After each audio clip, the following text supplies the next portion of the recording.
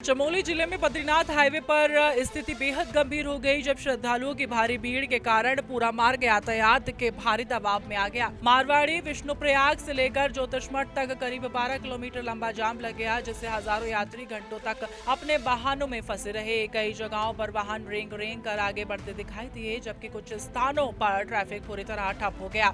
श्रद्धा का सफर ठप, 12 किलोमीटर लंबा जाम, कई घंटों तक फंसे श्रद्धालु। चारधाम यात्रा के इस पीक सीजन में श्रद्धालुओं की संख्या लगातार बढ़ रही है, लेकिन बद्रीनाथ हाईवे की मौजूदा स्थिति इस भीड़ को संभालने में नाकाम साबित हो रही है। मारवाड़ी से ज्योतिषमठ के बीच का ये 12 किलोमीटर का हिस्सा सबसे ज्यादा संवेदनशील बन चुका है, जहां सड़कों की चौड़ाई कम होने और लगातार बढ़ते ट्रैफिक लोड के कारण आए दिन जाम की स्थिति बन जाती है।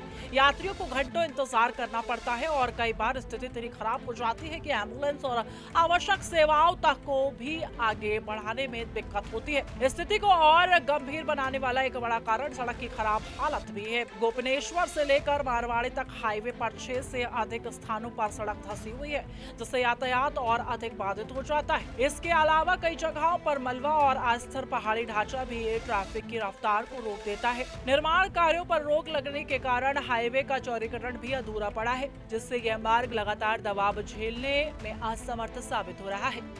वाहनों की लंबी कतार, मारवाड़ी से ज्योतिषमठ ब्लॉक, इस पूरे 12 किलोमीटर के दायरे में सड़क संकरी और क्षतिग्रस्त होने के चलते हालात अक्सर बिगड़ जाते हैं। स्थानीय लोग और यात्रियों के अनुसार यह स्थिति अब रोजमर्रा की समस्या बनती जा रही है, जहां ज्योतिषमठ से मारवाड़ी तक का सफर घंटों के बजाय कई बार पूरे दिन में भी पूरा नहीं हो पाता।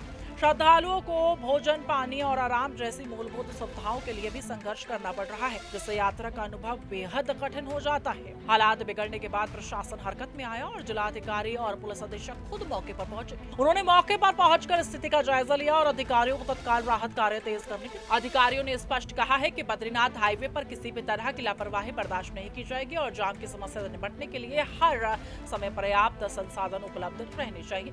प्रशासनिक निर्देशों में यह भी कहा गया है कि जेसीबी और पोकलैंड मशीनें, हाइड्रेट और मलबा हटाने वाली सभी आवश्यक मशीनें 24 घंटे मौके के पास तैयार स्थिति में रखी जाएं। साथ ही पर्याप्त मैन पावर को भी तैनात करने के निर्देश दिए गए, ताकि किसी भी अवरोध की स्थिति में तुरंत कार्रवाई की जा सके और यातायात को सुचारू बनाया जा सके।